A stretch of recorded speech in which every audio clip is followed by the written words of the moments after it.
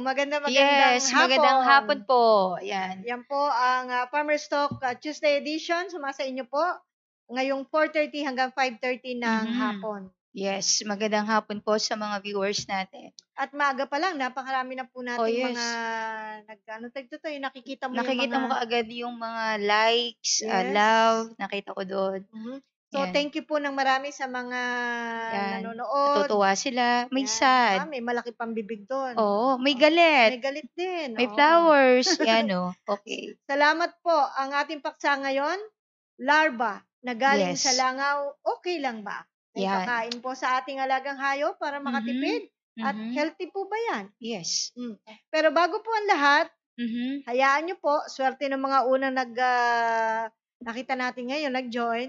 Dahil papanoorin muna natin ang video at pakinggan po ninyo at panoorin para po tuloy-tuloy ng ating discussion. Yes. Yan po.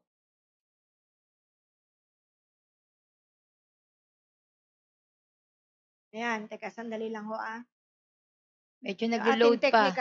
Ayan, baka naglo-load pa nga. Naglo-load pa. Okay, sandali So, lang hintayin ho. po na natin ng konti. Oo, sa ating technical. Ayan. Sa ating, dali ho. Ayan. Baka gusto ng medyo madiin-diin. Yes. Sandali lang po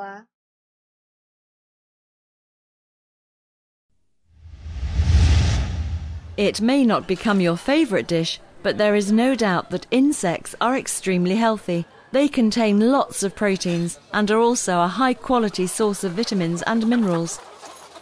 What's good for humans can't be bad for animals. That's why now farming experts from Europe travel to China to investigate how local farmers already take advantage of the protein-rich feed. Elaine Fitches of the Food and Environment Research Agency in the UK knows already today 70% of our agricultural land is needed to supply our meat production, which results in constantly rising feed prices.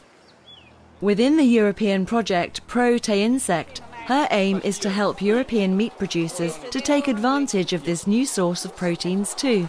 On a global level, I think there are three major things that drive this. We have a growing global population. People are eating more and more meat, particularly in countries like China. And therefore, we have a need to produce protein more sustainably. We're running out of land to grow crops, to then process to feed to animals, and therefore we're looking at a more sustainable way of producing protein for animal feed.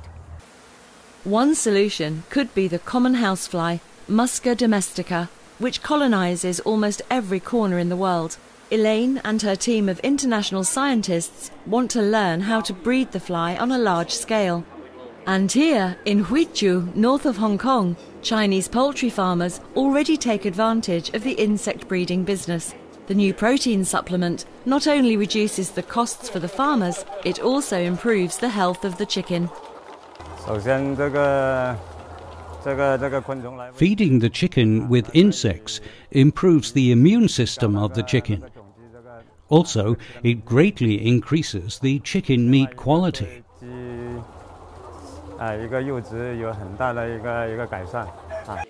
In the laboratories of the Entomological Institute in Guangzhou, scientists are checking the quality of the insects and search for possible toxins that may enrich within the feed. Within the next 2 years, results from European field studies with pigs, fish and poultry are expected.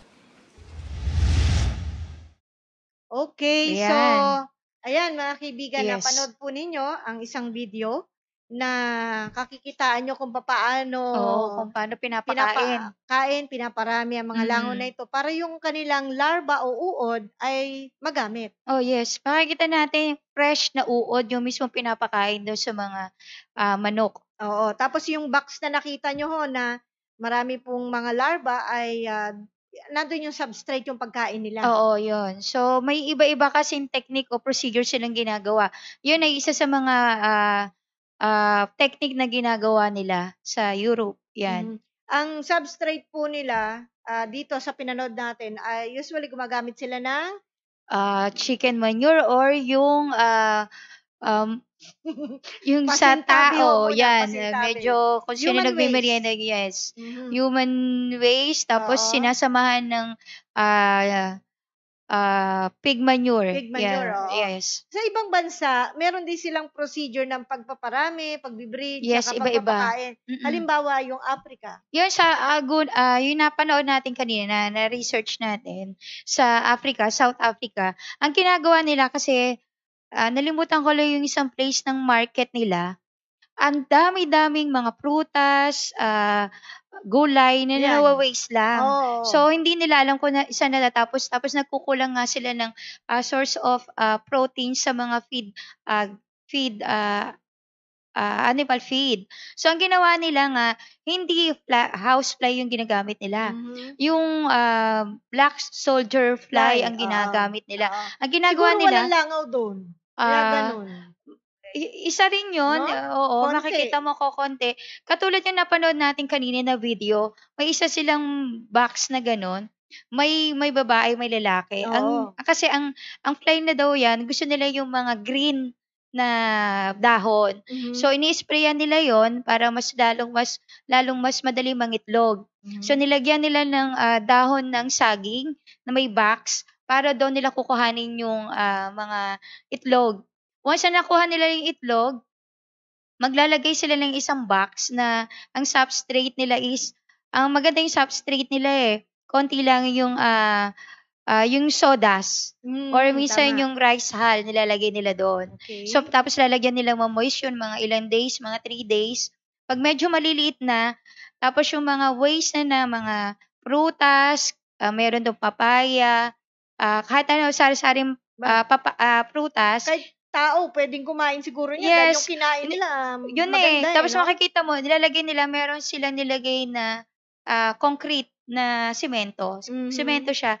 Nando lahat yung mga nabubulok na ng mga prutas. Tapos, ibubuhos nila doon yun ng mga ilang days na mga maliliit na maggots para mas lalong dumami. Oo. Tapos, after a day, kukuhanin nila yon, sasalain nila, may strainer sila para malaglag yung mga maliliit na, mga ilang days na yung mga ganito na kalaki. After nun, kukuhanin ulit nila, tapos palalaki na ulit nila. Sa makatwid, magmula sa pagiging langaw, nag-itlog, may maliliit na, naging pupa na yun, nililabray na. Tapos nun, idadryin nila yon for a certain of ilang whole day. Tapos yun, iipunin nila, sa kanila idadry. Yun na as gagawin nilang feeds. So, nakita nyo po, ang layo nilang kasi talaga dyan, kaya nila naisip yung mga insects, kasama na ang black soldier, pero medyo ang nag-focus lang tayo ng kaunti dito sa langaw. Ano Yes, kasi nga, naging peste yan sa atin no? Sa ating bansa. So, ngayon, pinaglalaroan ng ibang bansa at ng mundo, mga experts ng iba't ibang bansa, kung paano yan ang ipapalit na maging source ng protina. Oo. Yan. Alam mo, partner, ang katwiran nila kasi talagang malayo ang tanaw nila Pagdating ng araw, ganito na ang populasyon, ganito na ang mga inaalagaan, kapos na raw ang lupa na tatamnan ng pwedeng pagkunan ng mga feed ingredients. Yes, tama. Lalo na ngayon, tumataas ang soya. Yun yung kasing kauna-unahang source ng protein sa paggamit ng mga animal feeds. Oo. So, mataas na ang mga raw mats, mataas na mismo ang feeds. Yeah, lalo na yung fish meal kasi nangangaunti na yung mga isda natin. So, ibig sabihin,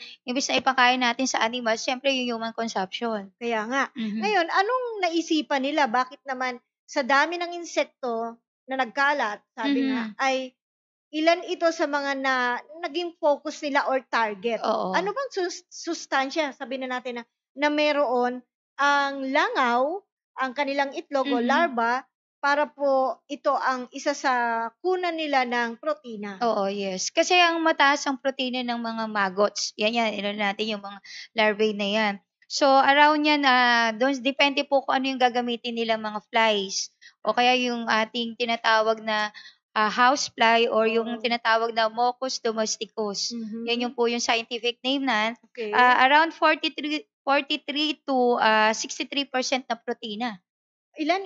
43 to 63%. Normally ba ilan yung protina na umiiral sa mga soya? Ang soya kasi around niya na 44 to 46%. Pwede mas mataas pa ito. Yes, mataas pa. Pero pwede din siya maging substitute sa fish meal. Kasi ang fish meal is around 55 to 65% of protein. Yan. Okay. So, kaya pala iniisip nila na ito ang pwedeng ipalit Yes. para maging sangkap ng pagkain na pagkukunan ng Protein. protina. Mhm. Okay, so lumalabas partner na ito tignan natin to Yes, oo. Ito yung mga target nilang pakainin. Mhm. Initially pinapakain na yata ngayon yan. Yes, oo. Oo. So isda, no? Yan, Sample sa lang yan. manok, pwedeng Oo. ipakain, sa Sa baboy, baboy. sa mga hipon, pinapakain na po yan. Yes. So ito po ito yung mismong larva Mhm. o yung mismong initlog nila, Oo. nilabas. Ito crushed na to, na Oo, larva, yan, dried. oo. Ito naman pelletized. Mm. So, ayan na po. So, I-focus kaya oh, natin para makita yan. nyo. Yan, nakikita nyo yan. So, target livestock mainly sa poultry, sa pigs, ruminants, and generally excluded as they are already efficient in converting non-edible proteins. For example, yung grass into edible proteins. Yan. Ayan. So, nakita nyo hindi po marshmallow to. Yan. Kumbaga Pigs na yan. pellet na may Pelletized. kasamang ano na yan, yung maggots or yung larvae. Ganun. O, biro nyo? Talaga pong kaya nag-iisip tayo, partner, kung ang mga feeds ngayon, bahagi na ng experiment din Oo, yan, papagamit yes, oo. yan, o pinakain na. Pwedeng yung mga hayop na galing sa ibang bansa, pinasok dito, pwedeng kumain na yan. Yes. Actually, Yung yun, nakarni na, year 2006, ginagawa na yan eh. kita mo. Yung 2006. Tama.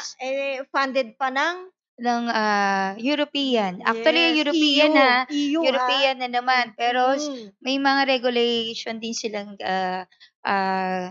sinusunod na nagbabawal din. Nabawal din sa kanila kasi may mga experiment na nakita sila. Oo. Pero yung experiment na funded ng European Union ay may mga expert na iba't ibang bansa yan. Yes, oo. Nangunguna din yung China, US. Pero sa US, sa parting Argentina, and then sa Italy, ginagamit na po nila, hindi sa kanila bawal. Actually, propose sila sa ganan mga protein source na galing sa mga maggots. So, dito sa pag-iisip nila ng ipalit, protein source, ang larva ng langaw, ay ang mga consideration nila dyan, safety ng pagkain. Yes, oo. Kakainin ng tao. Oo. Ethics, yung talaga bang dapat pang ipakain yan, di ba? Parang oo. gano'n. At saka yung regulation, yung batas na yung batas na sinasabi natin sa European. Oo. Actually, sila nga yung unang nag-experiment nito eh. Okay. Pero pagdating nung nakikita nila yung humahaba yung experiment, nakikita nilang may disadvantage. So, sa kanila pwede kumbaga pwede sa mga pets, pwedeng ipakain sa mga doggy, sa pusa, pero hindi sa mga nakakain ng tao, katulad ng chicken, lalo na yung baboy, na laging isineserve dun sa restaurant. Yun nga bakit gano'n na nangyari? Ano ang thinking doon? Kasi nakita rin ng mga eksperto na, syempre maggots, so sila, nabubuhay sila sa decaying. So, ibig sabihin, maraming bacteria o saka fungi. So, hindi na, nakikita na, noon pa, lahat ng nagiging sakit ng tao, marami nga nagkasakit dahil yung mga parasite sa katawan na nakikita na sanhi ng cancer. Yung nagiging sanhi ng cancer na doon na medyo na-alarm yung mga European na kailangan may regulatory silang sinusunod. So, yun ang kanilang sinusunod ngayon. Medyo mahigpit sila doon. Yes. Bago tayo pumalaot din sa mga safety at healthy ba ito, no, sa tao, kung sakaling makain natin yung baboy o manok na pinakain nito, paliwanag nga natin sa ating mga kababayan itong yung life cycle. Oh, yes. Ayan. So, makikita natin dyan yung kung paano mangitlog at paano lumaki yung langaw. Yung sa atin, langaw. Yung bahay langaw yan o kaya din yan sa farm. Once the adult flies emerge from its pupal case, it will mate within 1 to 2 days later. Bilis! They can live up to 15 to 21 days long. So, napakabilis. After 2 weeks, ilang ilang thousand na yan, di Kaya ba? nga, napakarami pa naman mangitlog nila, no? Yes, oo. So, lalo tuloy nagka-interest yung mga nagre-research na ito ay pagkunan ng protina. Saka napakadali. Hindi mo na kailangan Kaya nga. gumastos ng malaki. Manguha ka lang ng mga animal manure, di ba? Di ba nangyayari dito sa bansa natin, Philippine setting? Parang pese sa atin yung langaw, di ba? Oo, yes. Problema lalo na. natin, ano? Kung kolektahin natin lahat yan, siguro magtatago ng langaw. Oh, Alam na nila baka wala ng langaw na Alam na nila. mabuhay dito sa atin kung Kaya nga. ganyan. Yes. Para sa atin, ito ay tinatakalan natin doon sa mga opinion ng mga iba at opinion natin. So, ito pa yung mga sun facts na gather natin at na-research natin po. Okay? So, yung life cycle, pwede daw makumpleto in less than 2 weeks. Yes, yan. At nagbibreed sila, yun nga, sa dumi, sa basura, at Yes. sa iba pang bagay na nabubulok, at iba pang... Animal feed. Oo, di ba Yes. minsan ganon? Pinupuntahan ng langaw mismo yung Madudumi. feeds. Yung feeds yung mismo, feed, di ba? oo, yes. So, doon, nag-iitlog din sila. Kaya siguro nakakain na rin nung minsan ng hayop Posible, yun, no? kasi kaya nagkakaroon din ng Sakit. parasite. Di ba, Then, vector kasi ng sakit, ano? Iba-ibang sakit ang langaw. No, Kaya yes, oo. madapuan ng paa nila, yun na. At saka mapapansin natin, pag malangaw, pansinin natin yung mga alaga nating baboy. Pag maraming langaw, ang dami nilang mga sugat-sugat. Oo. Mga butlig-butlig. Ano ba yun? Kinakagat Kasi, ba yun? Hindi naman, di ba? Posible, siyempre, mechanical vector okay. yan. Alam ko na. So, mangingitlog doon, Mm. i-scratch kung saan, lalo na yung, Kikis-kis. ikikis-kis yan. So, mangingitlog, Oo. datapon ng langaw. Ayun, hindi natin alam na nanangitlog na pala Oo. yung langaw doon sa mismong sugat. Kaya pala minsan yung karne ng baboy, yung buhay siya, Yes. buhay. Makita mo sa pigi, parang meron siyang May, pigsa. yes, Parang yung pala ganon. i-dissect mo, may maggots na. Oo, may mga ganon. Yes, ayan po. Nakikita nyo ho, napakadali lang kasi talaga mag-multiply dyan ng larva, kaya yun ang naisip nila. Mhm. Ngayon, pag-usapan natin, siyempre yung ating mga viewers ngayon, kayo po, mag-isip din, ano ba ang inyong point of view rito? Oo. Ano ang dating sa inyo nitong ideya na at ginagawa na sa ibang bansa? Actually, kung papansinin natin, meron na yan sa Indonesia, sa Vietnam, hindi ako sure sa Vietnam, sa Indonesia, China. Most of the producing high na maggots ay sa China. Oo. So, malaking company yon. Alam niyo po, isang pinakamalawak na production ng maggots, ang ginagamit nilang substrate is yung swine manure na nilagyan nila ng cattle manure. As Oo, ang laki-laki. Tapos, after, makikita mo, alam mo bang 450 grams lang na substrate o yung dumi, nakaka-produce ng 100,500 maggots. Wow. So, Sapat kung na 1 kilo, meron ka na divided isang sako by, nun. 1 kilo divided by 2. Papalagay mo, 3,000 na yan. Kung 100 of tons of manure na ipoproduce natin, di ba? Dami. Kaya talagang million of tons na maggots ang mapoproduce. Kaya talagang hindi ka duda-duda yung mga pumapasok sa ating feeds mula sa ibang bansa, posible. Yes. Malaki Dahil ang probability. napakalaking pera. Billions of dollars ang makikita mo. Kasi halos lahat ng producing na foreign feed is naglalagay na nitong maggots na to. Tama. Mm-hmm. So, yan po kung dito gagawin niya sa Pilipinas, ubusan langaw dito. Oh, yes. Hindi nyo na problemahin yung langaw. Actually, sa Philippines meron na yan, na-study na yan as yun nga yung langaw din. So, Kaya nakita nila, no significant difference doon lalo sa broiler. Yung breast weight nila, tapos yung color ng meat, walang significant effect. Walang pagkakaiba. Ang hindi lang natakal dito kung saan nanggaling or ano yung substrate na ginamit. Na pagpuproduce. Hindi na nila pinag-uusapan. Hindi na pinag-usapan yun. Kumbaga, yung protina, naglagay sila ng 10 to 15% of maggots, mag meal, ang tawag nila doon for the other word of maggots meal. Yan. So, parang substitute siya ng 50-50% ng soya at saka fish Wow. meal. So, malaking katipiran as cost feed ang pag-uusapan, malaking katipiran. Oo. Ito po ay pinag-uusapan natin mga kaibigan, bigyang linaw lang namin na ang Tuesday edition po ng Farmer's Talk ay naglalayong na magbigay ng kaalaman, kabatiran sa Yes. inyo para alam natin yung nangyayari sa paligid, sa industriya. Yes, opo. Okay. Para ma-aware po tayo, lalo na doon sa, hindi po tayo kontra doon sa mga feeds or foreign feeds na dumadating dito sa Pilipinas. At least, kahit konti may information tayo kung ano ba yung konting ingredient na nilalagay Oo. doon. Nasa sa inyo lang yun, di Opo, ba? nasa Kung- inyo na yan. Oo. Nakausap nga natin si Sir WBA tungkol dyan. At Mhm. initially, ang sinabi nga niya noon ay ang pag-uusapan na lang dyan, yung lasa Yes, ng opo. halimbawa sa manok. O, sabi Kung ano nga niya lasa. hindi raw masarap. Mhm. Oh, talaga. Oo. Yung ginamitan ng ganyan. Mhm. So, yung iba, siyempre, kung ang isipin nila, production lang at hindi yung sila ang kakain, wala silang pakialam niyan. Yun yung lasa talagang doon sa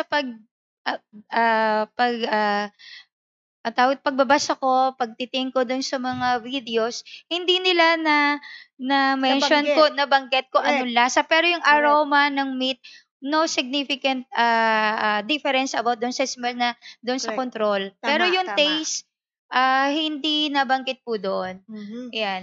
So, iniisip na natin bakit Oo. kaya, 'di ba? O yan. Oo. Anyway, Kaya yan. ang tanong ko pa sa iyo, partner, Mhm. kung nabanggit mo yung protina, 'di ba? Yung content ng protina, ito na yung ating doctorate of taste.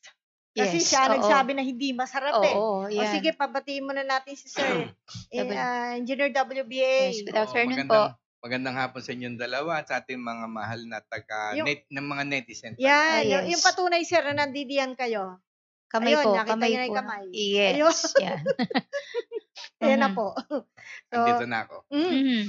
We were talking about yung sa maganda raw po, sir. Walang Significant difference sa body difference. weight, sa smell, Smell, kulay. yung meat color, lalo Ah. din sa mga broiler, Oo. yung ginamitan po nito ng maggot meal na to. Oo. Pero sa taste, hindi nabanggit. Mhm. Actually yan, siyempre sino ba hindi gusto makatipid, ano? Trinay ko ng actual yan sa manok, Mhm. yung larva na yan. Kasi madaling gumawa niyan. Nag-ano din kayo ng langaw para makuha niyo Actually, yan. doon sa droppings ng mismo, ng broiler, Oo. siyempre may mga natitira pa doon, Opo, ano? kaya Mhm. lalabas yan. Lalabas yan na natural. Ang tataba pa. Yes, oo. Matataba. Tataba. Lalo yung kasi, siyempre, malinis na yan. Kinukuha ko yon. Pinapakain ko. Nag-separate kasi ako eh. Dalawang yung normal, saka dalawang yung ganyan lang. Opo. Mhm. So, pinakakain ko. Pero sa totoo, yung growth rate nila, lumalaki pero hindi ganun kabilis. Ayan. Masabi lang na lumaki. Yes. oo. Tapos, nung kinatay ko yung manok, yung meat niya matabang compared dun sa ano. Mhm. So, sabi ko, siguro maraming klaseng maggot. So, local yung atin eh. Opo. Baka sa kanila imported hindi Baka natin. ang klima doon iba eh. Iba rin ang Oo. lasa, no? Oo. Pero ako sa totoo, hindi ako masyadong sa opinion ko lang hindi ako masyadong sa ganyan eh. Yung I don't believe more. Yung results meron naman, pero personally kung ako, hindi ko gagawin. Kasi actually nung kinain ko yan, maraming umano sa utak ko sa isip ko. Siyempre yung mga maggots galing dun sa flies. Alam naman natin fly ko saan dumadapo yan, tsaka yung mga maggots, alam naman natin. Sabihin mo i-process mo yan. What kung halimbawa yung maggots meron pang mga talagang from the inner part of them na meron pang different kinds of bacteria, organism na hindi na siyempre napasama sa pagkain yun. Pumunta sa manok, sa blood naman, dinaandun na rin sa cells niyan, doon sa meat. Yun ang pupuntahan niyan eh. Paano kung niluto natin yung manok o inihaw natin, tapos hindi naman namatay yun? Oh. Kinain na, lilipat sa atin yun. Di ba? May possibility palang hindi mamatay. Yes. According dun sa mga scientists, yung mga dietitian. So, yung kumakain ba tayo, di ba nakakakain tayo nung akala natin hinog na prutas. Ang alam ko Pero sabi, merong minsan maggots doon, di ba? Ang sabi nila na pag-alaman nila na syempre maggots yan, nagkakaroon ng parasitic infection, gastrointestinal problem, nagkakaroon ng poisoning, at saka yung allergic reaction. So, pag nakakain ang tao na Yun ng ang maggots, epekto. yun ang epekto. Pero kung ito ay nakain ng hayop, tapos sa process na, may tendency kaya na pag kinain mo yung meat ng hayop, matatransfer sa atin? Ako, personally, oo, meron. Kasi, halimbawa, yung flow chain, kinain yung binanggit ko sa'yo kanina, kinain ng manok. Di pagkakain ng manok yan, siyempre, saan pupunta yun? Sa dugo. Diba? Sa bilay, digestive system. Pupunta. So, yung lahat ng mga nutrients, lahat ng pupunta ngayon doon sa dugo. Yun yung magdadala ng pagkain sa lahat ng cells to grow, to regenerate. So, yun na yung mga tissues natin. Paano kung may mga bacteria maliliit talaga na micro? Yes. Kaya Okay. may micro tayo pumunta doon. O di na andun na ngayon sa cells yun. Doon sa meat. Prinito natin, alam mo, ano ba gusto mo? Well done, raw, Yun. o medium, Pati ako daw rare. marunong kumain ng raw. O meron man iniihaw natin, o minsan nga, pag kumakain tayo ng manok na doon sa mga commercial na yan, minsan makita natin sariwa pa yung nasa loob, hindi masyadong naluto, ganyan. So, minsan tayo, kinakain pa natin yun, miski hindi talagang luto. Okay, paano kung naandun yan, tapos na-ingest natin, dililipat na sa atin yun. Yes, So, siguro, kaya lumaki yan kung ganito. Yun din po, kasi yung sabi ng mga, ito naman yung mga talagang eksperto, yung mga doktor, na usually, kasi tayo, yung system natin, yung mga tao, may talagang ready na sa atin yung mga parasite na yan. So, depende na lang sila kakain. Pero once na na-activate yan, no, nag-regenerate sila, nag-active dahil doon sa makinain natin. Yan usually yung nakikita nila, yun yung cause kung bakit nagkaka-cancer yung tao. Nakikita really? nila kasi may mga maliliit na parasite. Paano yung hype na nag-take mismo nito? Kung tayo maaring hindi safe, sila ba? Safe din ba? Actually, nung araw, ang mortality ng mga alagang hayop, hindi naman malalakas Kahit sila apektado Kasi nga, halimbawa, di ba?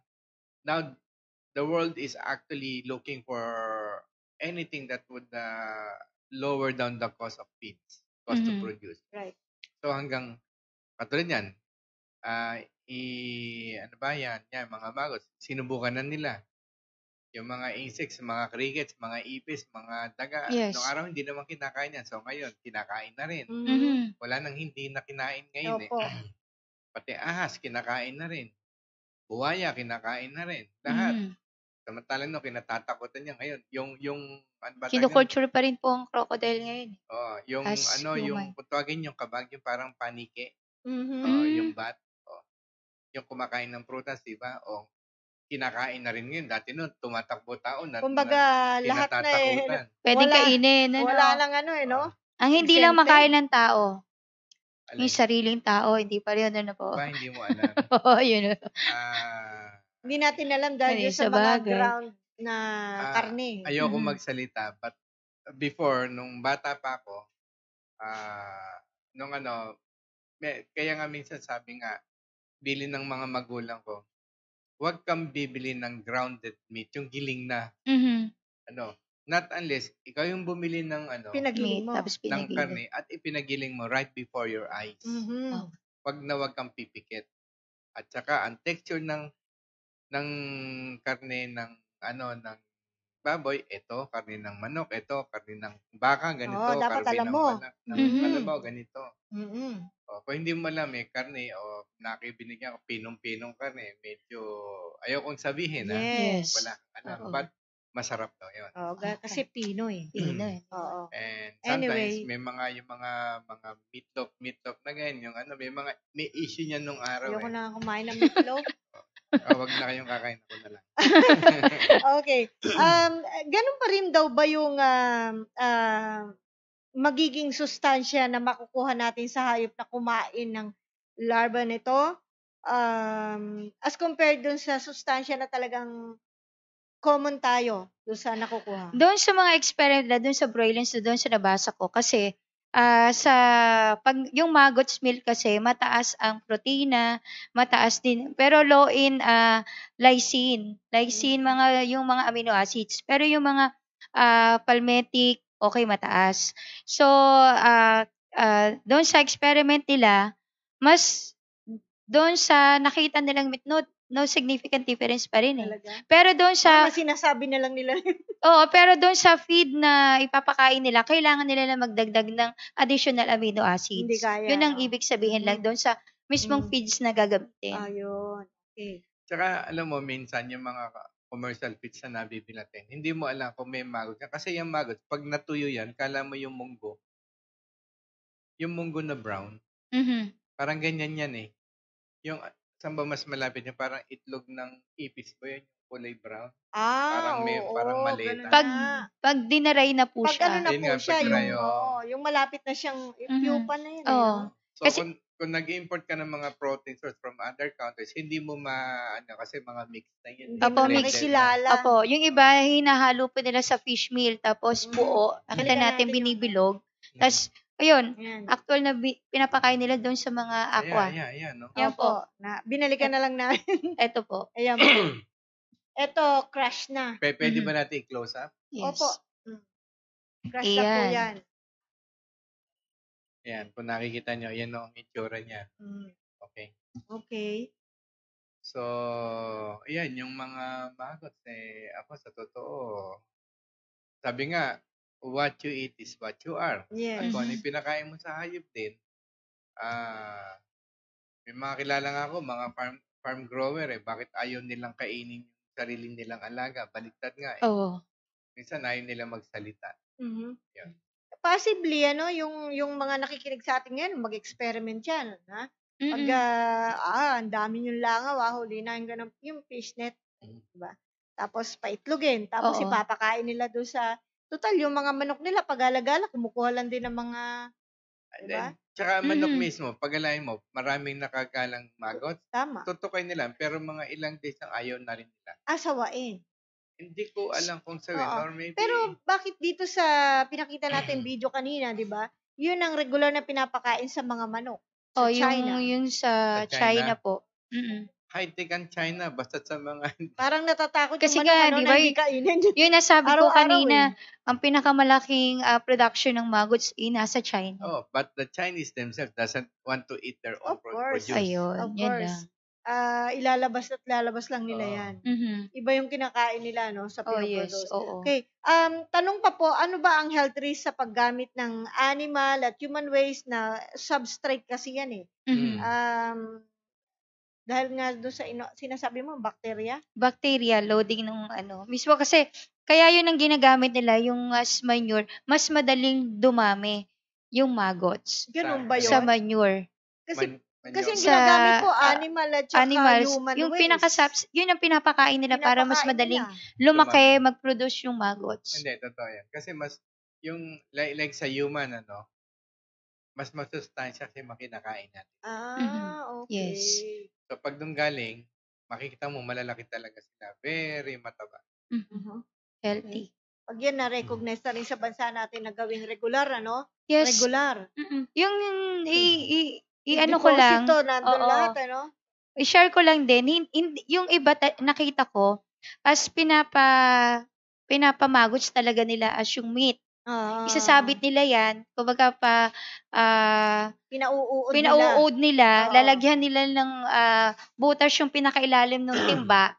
Tapos after a day lang may bumababang maggots. Yun ang tinutukan ng free range nila.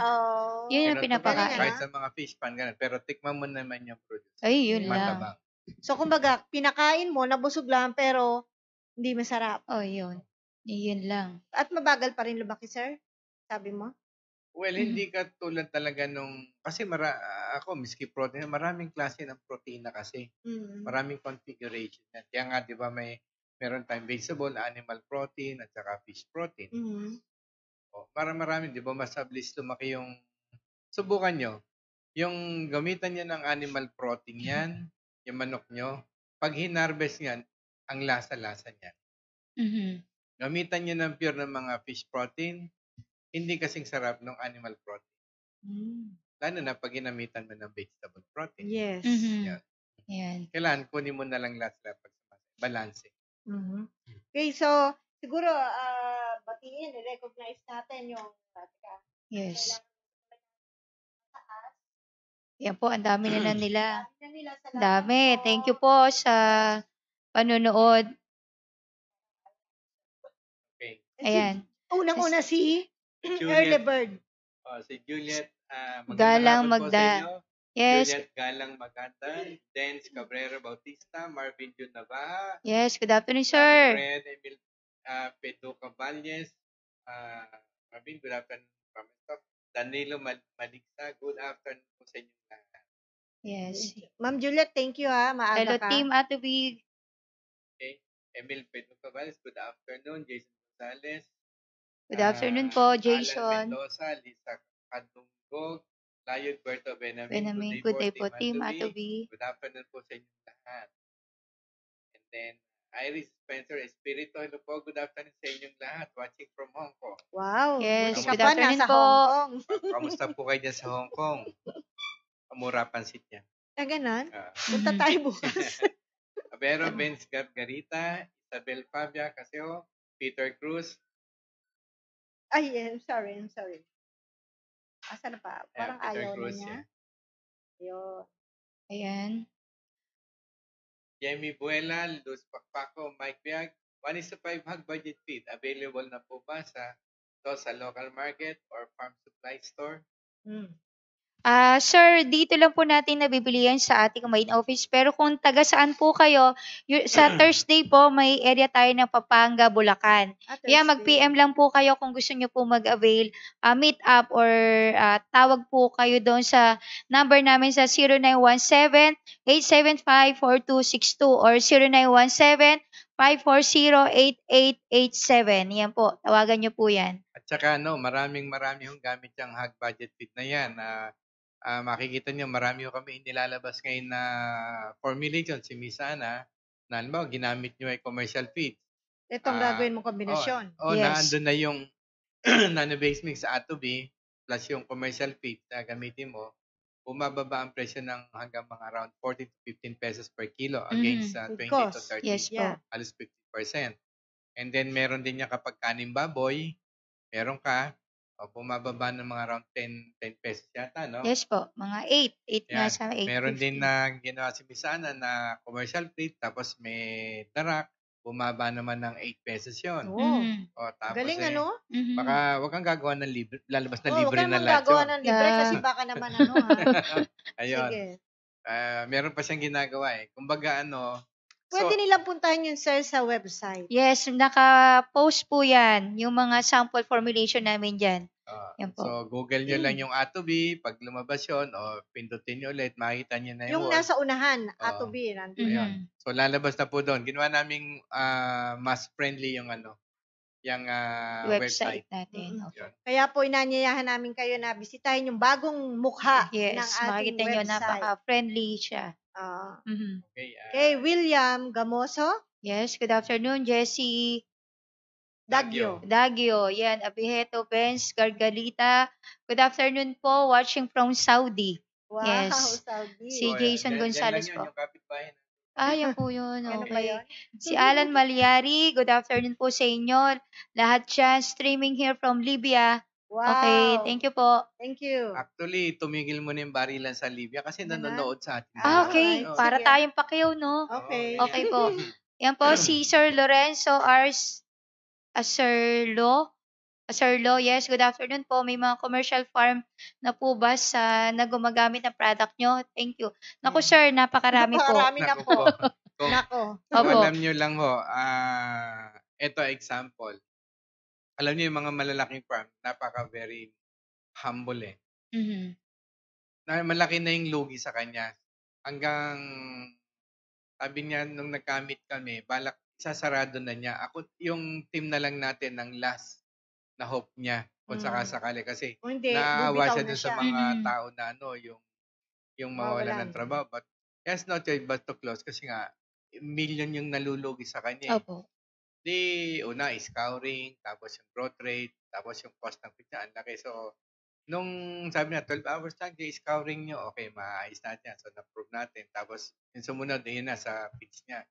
So, yung pitch niya, naibaba natin ng because of high budget fit, nag-coordinate kay Miss Ana, so tinulungan niya, minomonitor. Bumaba ng 15 pesos per kilo yon, tapos yun, yung 8 pesos yata, nababa. So ngayon, yung kinancel niyang 18 na inahin, itinuloy niya ngayon.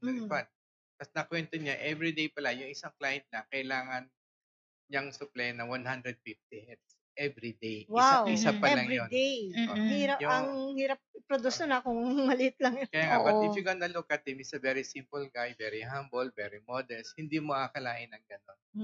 Yun. So, ayun, nagtuloy po sila. Meron malaki ho yun. Kaya lang, ayaw magpakilala. It's about, parang, pagkala ko, parang 5,000 na SAU level yan. 5,000 SAU level. Yan, at marami pa pong iba. Yan yata yung pinakamalaking babuyan sa Asia eh. Yeah. But hindi yun. Hindi pa yun. Hindi pa yun. Actually, yung malaki na yun, before, ang pagkaalam ko nun, parang 12,000 yata yun eh. Okay.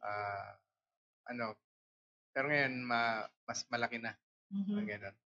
Na they're also using the technology. Yes. Yeah. But baka hindi nyo alam ha. They wouldn't reveal it. Pero tayo ni-reveal natin. Usually naman kasi po, sinisekreto nila yung paggamit ng product natin. Sekreto. Kasi actually itong 1:5, talagang i-design natin to doon sa mga small player. Backyard. What we call backyard.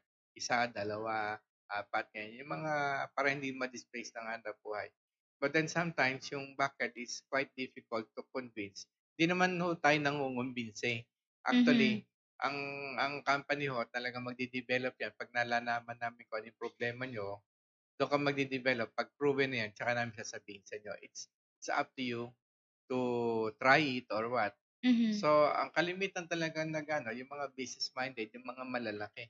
But actually, this is actually catered for the small player. Katulad ng mga OFW natin, para pagdating nila ito, mahanap buhay sila. Opo. Nakita nila, then they can grow already. Yeah. Okay. Yeah. So, ayan, meron pa tayong batiin. Si Gilbert Macaraig, Sabado. Yes. Good afternoon po. And then, we have Alan Malyari. Ask ko lang po, hindi po ba yung magot sa isa sa mga dahilan kung bakit nagkaka-botulism ang mga hayop? Ano yung botulism? Botulism. Hindi po. It's bacterial infection po yan. So, depende po yan kasi maraming dahilan maraming symptoms po yan. Maaaring isa sa mga dahilan po. Depende po doon kasi iba-iba ho kasi yan bacterial, fungi, parasite po ang botulism. Oo nga pala, parasites. Yes Yes, po. of course. Isa sa mga dahilan po yan. Opo. Opo. Vector siya. Okay, si Aman Balais. Yan, and Hi po. Pinky Love. Pinky Paano Love. naman po yung feeds talaga na binibili natin sa market? Dami ding mga ingredients na di natin alam. Tama. And for sure, sa pag-process ng feeds, daming maggots or larva din doon. So, the same pa rin sa larvae feeds. Totoo yun. Totoo po yan. Ang naging lang dyan, makikita mo, as is fresh larvae yung makikita natin sa feeds. Kasi nag-contaminate na po doon. Kaya, huwag niyong kalimutan, subaybayan kami sa Sabado kasi meron kaming itatakil sa inyo. Kung mapapansin, unti-unti natin dinidiscuss dito yung mga sabi nating peste, ayaw natin. Pero makakatulong later. Yes, nakita lang kasi natin yung naninira sila, yung the bad side. Pero kung inisip natin, saan ba natin ito magagamit? Yan, sundan nyo ho yan. So, actually, ang natin sa Sabado is more of yung... Dapat mamaya pa para ma-excite sila. Ganon? Okay, Kat. Mamaya. Okay. Opo, ayan po. Mamaya po para antabayanan niyo po yan, mga pa-t-shirt natin. Meron pa po. Si Abaheto. Abaheto Benz Cargarita. ground meat po na galing China, mas lalo po yun sa possibility ng human meat. Kayo na po may sabi May na. alam si sir. Oh, No yan. comment on that. Oh, yes. Tingnan natin. Salamat po sa inyong sabi nga ay Comment. pag-join sa Yes, atin. maraming Thank salamat you. po. Lil Yes. Louis Malayba, Pag-ibag Pag-ibag, join. yes. Good afternoon. Magandang hapon, Team Atubi. Emil Peduca, Atubi, at Fly Larva, baka malinis. Baka malinis. Baka ibig sabihin niya, kung may Atubi yung Fly Larva, baka malinis. Alright. Anong magagawa kung sakali Yes man na po, yan. sabayan ng atobi? Naunahan tayo ni Sir. Oo Tanong nga. natin mamaya yun. I haven't tried it yet, pero pwede nating subukan niya. Halimbawa, pag ano ka ng liquid, yung liquid, lagyan mo ng atobi, tsaka ng molasses, ilagay mo yung larva doon. Tapos, Okay. Yung parang tataba mamasa-masa. yun. Kaya nga, tataba. But then, Tapos, pakakain sa hayop. kasi di ba yung ginawa nating concoction, that is actually food ng mga beneficial bacteria. The bad bacteria, hindi sila mag-isa. Parang nandun na sila agad no? So, yung mga bad na nasa larva na yan, tsaka isa pa, yan si larva, kung bad yan, mamamatay din yan. Pero maiiwan, makukuha natin yung content na protein na kailangan. Maiiwan. Okay. Alright. Oo. Yeah. Ang galing sir So, paano yun? Kung mawawala, hindi na makakain ng hayop. Alin. Sabaw na lang. Hindi. Andun pa rin yung ano At niya. least kumbaga sa prutas yung katas. Yes, Yung juice. Yes. Oh. Yung pinaka-chemical chain yan, maiiwan yun doon. Ayun, Kasi galing. i-break niya yun. So, sasarap na ang lasa. Hindi natin well, yes, magkakameron ng lasa yan. But of course, somehow it could help to the reconfiguration, gawa nga ng technology. Kasi magbabind ulit yan sa ibang chain to interact. But, dadagdagan pa ba natin ng iba pang mga, sabi nga, sangkap, kumbaga sa formulation? Yes, palagay ko kailangan. Kasi nga, yung protein chain yan, sa akin, I believe na a different configuration doon sa protein na ginagamit ng nutritionist. Based on animal and fish protein and vegetable protein. Muna tayo. Yes. Alright, let us continue po. Si Abajeto. Yan, salamat po sa kaalaman na Gargarita. hinahatid nyo po. Okay, maraming din. salamat din po. Yan, si Pinky Love po, watching from California pala si Ma'am. Wow. Pinky Love. Okay. Hello, people from the Filipino, ang dami dyan. Paano ba ang diction ng California girl. Enunciation ng mga nandiyan sa California? Oh, yes. Nasa Philippines, California na lang. Ayan, si Sir Alan Maliari. Ma'am Ana, saan po ba kayo sa Pampanga sa Thursday, as you mentioned? Ayun. Yes, sir, kasi sa Pampanga, may magwaway po dyan ng San Fernando, Pampanga. So, Bulacan, Pampanga. Kasama Yun po. natin. Sir, kung gusto once na gusto niyo po Sasabay. mag-order or sumabay, tumawag lang po kayo sa 0917-875-4262 or 0917-840-8887. Yan po, Kasi sir. importante na maipadala niya ang payment agad. Yes, sir. May place ang order agad. Yes. Text na po, sir, ngayon para bukas ano po yung order nyo pa. Tama. Kasi Wednesday na po bukas, so Wednesday Thursday na po ang bukas. alis. Dapat close na ng Wednesday kasi Yes po. ikakarga pa ho yan. Opo. Yan. Sir WBA, meron pang isa, si Abajeto pa rin. Yeah, ang atobi nyo po ba at hog budget feed ay may content itlog ng lahang? Definitely, sir, wala po. Issue lang po natin yan. Ito po yung topic natin for Tuesday. Yan po. Pero, pag Tuesday po, nagtatampok tayo dito ng mga innovation, development, technologies ng ibang bansa Yes. na ginagawa nila Yung awareness. para Yes. ma-aware ka tayo. Yun, para kailangan ba tayong mag-ingat? Kailangan ba natin i-patronize Para alam nyo. oo. O tama ba na, okay, may pera man ako, bibiliin ko to, although kaya naman natin gawin to. Or, miski may pera ko, gagawin ko na lang to para sigurado kong malinis yung kakainin ko. Ayan. Okay. Yes. Malinaw po yan sir. Okay, si Alan Malyari, salamat po. And Yes, Pinky Love, watching Pinky from Love. California. Thanks for sharing your knowledge. Okay, thank you you rin po. also. Eda Nagura, Palileo, good Leo. afternoon, Luzane Sir Lau, ang atin po ba ay probiotics? Kaya nasa matagal na tayo. Yes. Hindi po. Hindi po. Yan po ang big no Kasi po. hindi po bakterya ang laman ng Yes. atubing. Wala pong bacteria or yeast na nakalagay Kahit po ano, sa ating oo. Yan. Okay. Pinky Love. Plan kasi namin mag-BSF farming. Okay. Kung kaya nyo pong i-sustain, kasi mataas ang ano nun, pero bigyan nyo ng atubig, gaya yung sinasabi ni Sir WBA. Yes po. Ano ba yung BSF? Black Soldier Fly. Fly. Black soldier fly. Yes. Opo. Isa sa mga, yan ang pinaggagalingan ng maggots na napuproduce ng mga taga-China, Oo. US. Opo. Si Elmer Rosero, magandang hapon. Okay po, ask ko si Sir Alan Mariari, okay po, ask ko one of my siblings or nephew to do me the favor. Salamat po ulit. Okay. Thank you rin po. Thank you po. Ayan. Wala na po. Okay. Siya ay from Daraga, Albay. Si Elmer Rosero. Marami Okay. tayong Good mga dyan, afternoon. mga gumagamit, ano? Yes. And when we speak of next topic, yan na, Mhm. sir. Next topic. Mm. Well, Sabado ito, po. bukod sa awareness, kasi we would like, awareness, that's the reason why we do that every Tuesday, para malaman ng mga tao ano ba yung advantages, disadvantages, Mm. naririnig nila na ganito, ano ba talaga ang totoo behind this. Oo. Kasi nung mga nakaraan Tuesday, dahil yan ang innovation natin, awareness, naitampok na po namin dito, Sir Abajeto, no? Hindi niya napanood kasi, pero pwede niyang balikan. Mga Opo. farmers talk natin every Tuesday. May mga nilabas tayo dito, yung mga ginagawang mga cultured meat, diba? Hindi na pinapalaki ang hayop sa katawan mismo ng hayop, kundi sa laboratorio na. Oo, yun. So, Oo. marami. Tapos yung Marami. mga, ano pa natin, yung bun, yung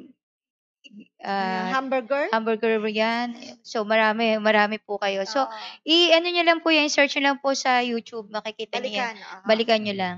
Pero sa Sabado, May topic tayo dito na bukod sa pwedeng actually pagkain ng tao at galit na galit ang tao dito kasi malakas manira ng pananim. Opo.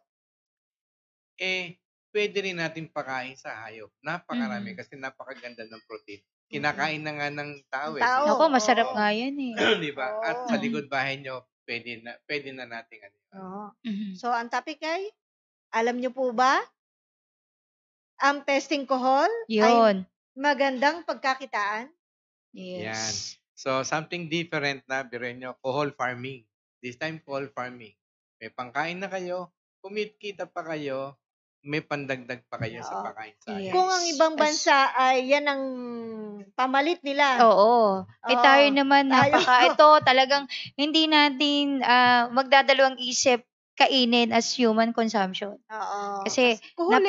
Kung tayo panlaban natin to dito, dapat meron din tayo as local natin. Actually kasi maraming naging issue dyan pero sa Sabado na lang. Yes, opo. Ayan. Ayun. Teaser lang po yan. Teaser lang. So, wag po kayo mawawala. Manood po kayo sa Sabado, 8 ng umaga hanggang 10 ng umaga.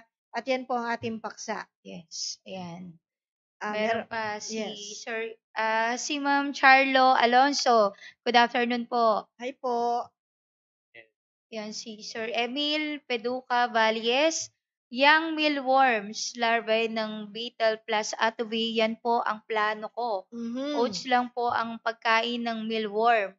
Pwede po ba? Ang alam ko sa mealworm, kinakain po yan ng mga, yung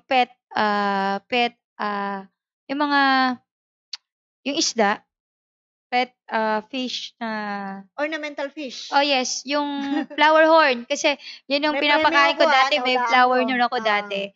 So, pero depende po yan. Kasi yung flower horn ko, yun ang pinapakain ko, nagkaroon ng bacteria. Oo. Yun, talagang madami. Hindi ko na siya na-save. Naka-4 na taon naman siya sa akin.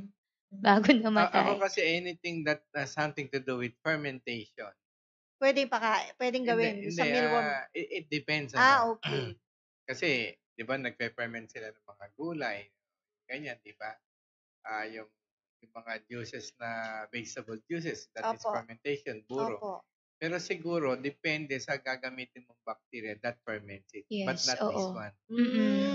Si Sir Emil, nasa abroad kasi to Amerika Oo. yata to. Oh, So, yes, marami yan lang ang talaga. naiisip niya ipakain. Kung obra ba yung oats. Ay, pwede naman po kasi maganda Hindi, naman kung yung may oatmeal eh. mga, siguro, mga waste sa palengke, yung Oo, mga, yung pwede niyang kunin yun. pwede yun. So, siguro mas maganda yung substrate na gagamitin natin, yung galing gulay Palengke waste. o palengke waste kaysa dun sa manure. Kasi nagawa na ng taga-Africa, maganda yung naging result. At sa akin, mas pabor ako doon kaysa yung magpo-produce tayo ng maggots na nakukuha natin sa waste na manure. Okay. Yun, animal manure. Yes. Si Sir Lozano, siya yung nagtatanong kanina, mukhang bago lang itong ating kababayan Yes, na oo. alamin ang technology. Kaya sabi niya, saan po category ang A to B?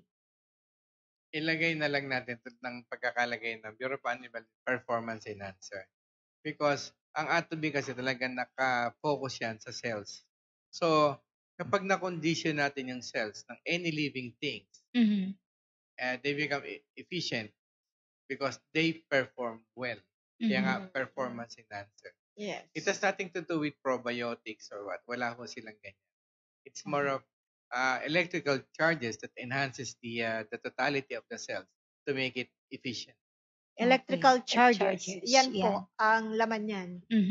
Okay? Okay. Then, Elmer Rosero, baka next week order ako ng 10 kilo ng A to B. Yes, salamat. Salamat po. And si June. Marvin June Nabaha. Yes, Okay. may clap siya. Yes.